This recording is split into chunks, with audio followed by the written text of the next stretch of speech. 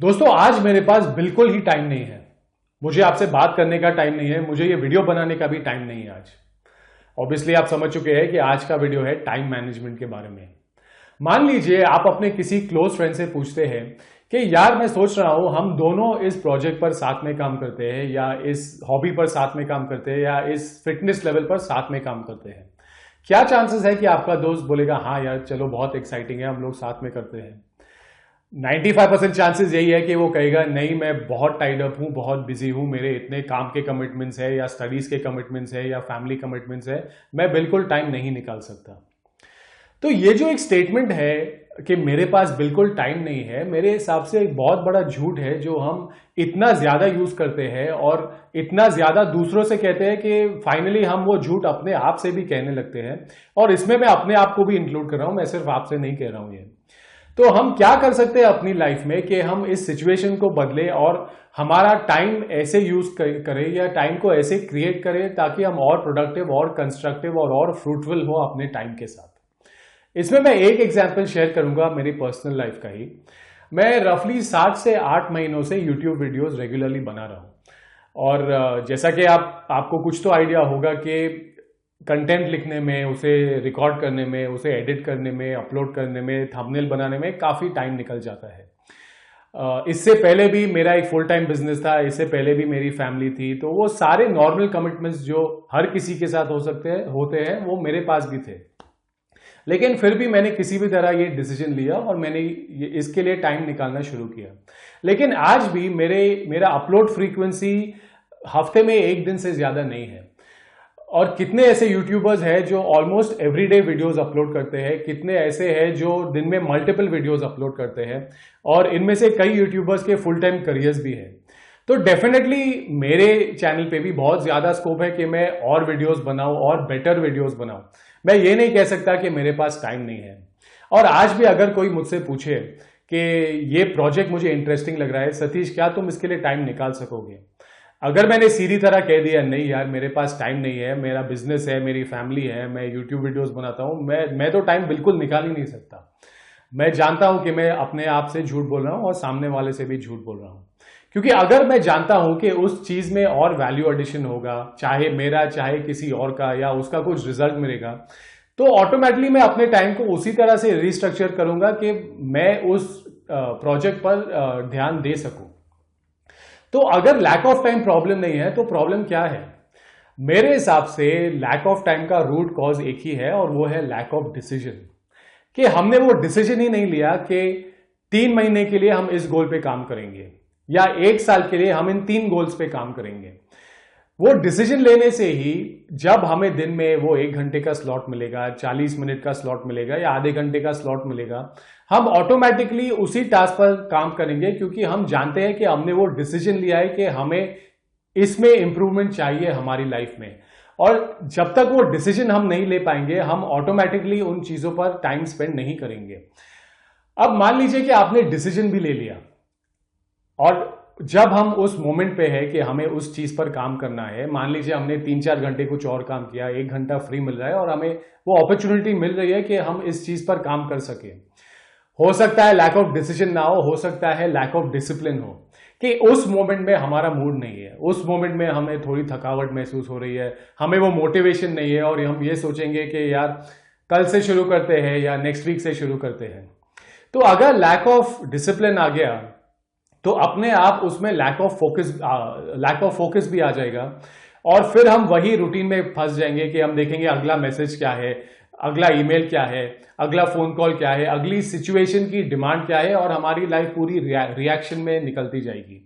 क्योंकि हमें ये भी फील नहीं करना है कि हमें बहुत टाइम है, हमें ये भी फील नहीं करना है कि हम टाइम को वेस्ट कर रहे हैं।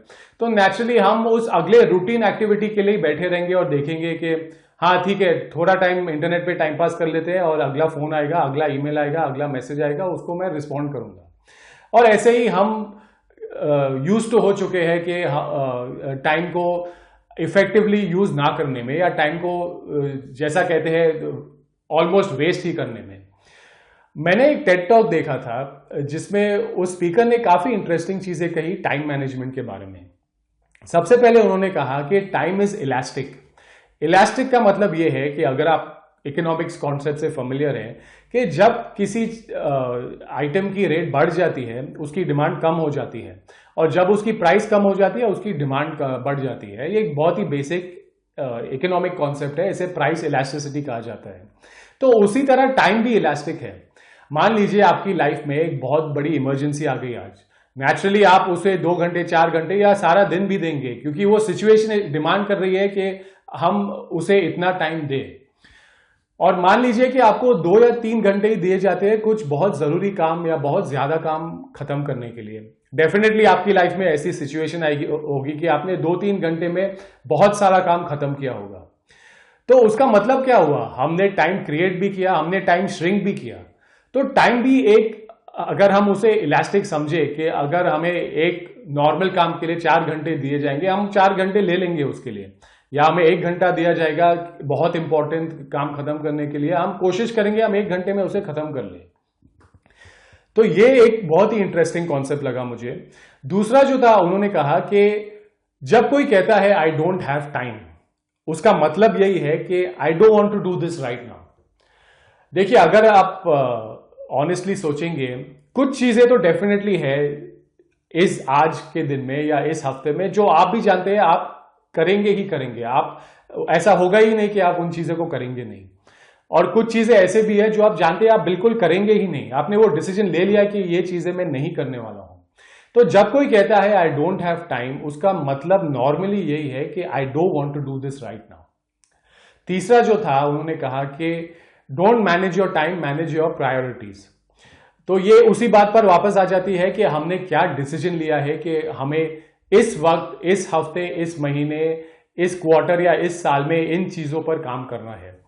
तो जब तक वो प्रायोरिटीज हम सेट नहीं करेंगे, हम फिर वही एक्सटर्नल डिमांड्स को गिवन करते रहेंगे, क्योंकि कोई ना कोई कुछ तो कहेगा कि ये करना है, वो करना है, ये पेंडिंग रह गया, वो पेंडिंग रह गया।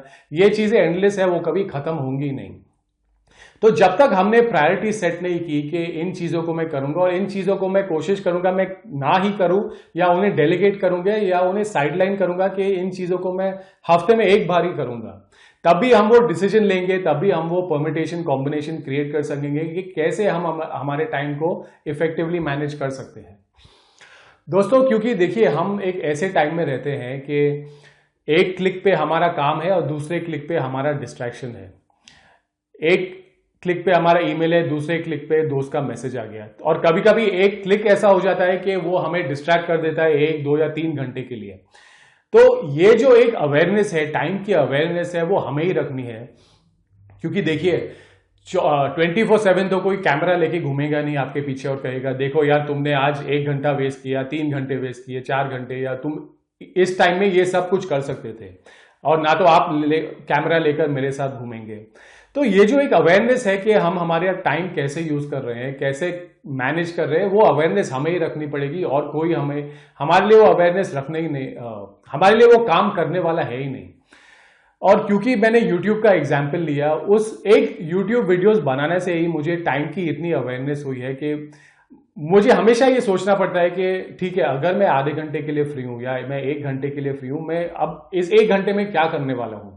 क्या मेरे काम के रिलेटेड कुछ होगा, या मैं YouTube के लिए कुछ करूंगा, या मैं कंटेंट लिखूंगा, या कुछ सोचूंगा। तो एक अवेयरनेस आ जाती है कि हर घंटे आप क्या कर रहे हैं। दोस्तों, कहा जाता है कि टाइम मैनेजमेंट जैसा कुछ है ही नहीं। तो अगर टाइम मैनेजमेंट जैसा कुछ है ही नहीं, तो हमें क्या मैनेज करना चाहिए? हमें मैनेज करना चाहिए अपने आप को। टाइम मैनेजमेंट नहीं होता है, सेल्फ मैनेजमेंट होता है।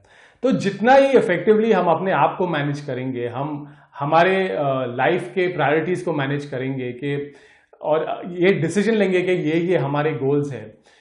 जब हमारी सेल्फ मैनेजमेंट सही होगी, ऑटोमेटिकली हमारी टाइम मैनेजमेंट भी ट्रैक पर आ जाएगी। अब मैं डेफिनेटली कहूंगा कि ये सब इंप्लीमेंट करने में बहुत डिसिप्लिन चाहिए, प्रैक्टिस चाहिए, टाइम चाहिए। एक वीडियो या 10 वीडियो देखने से ये होने वाला है नहीं, लेकिन कम से कम आपको वो अवेयरनेस तो आ जाएगी कि मुझे अपना टाइम कैसे यूज करना है, अपना टाइम या अपने सेल्फ को कैसे मैनेज करना है। तो दोस्तों, आज मैंने ये वीडियो इसलिए बनाया क्योंकि मैं जानता हूं आप एक और प्रोडक्टिव, एक और कंस्ट्रक्टिव, एक और सक्सेसफुल लाइफ जी सकते हैं अपने टाइम के साथ। और मेरी यही कोशिश है कि जो एक्सपीरियंसेस से मैंने सीखा है, जो मैंने मिस्टेक्स करके सीखा है, वो मुझे आज आपके साथ इस वीडियो में शेयर करना था। तो मैं उम्मीद करता हूँ इस वीडियो में आपको कुछ यूजफुल मिला है। मुझे प्लीज़ कमेंट्स में बताइए आपको ये वीडियो कैसा लगा। वीडियो देखने के लिए और आपके टाइम के लिए थैंक यू वेरी मच।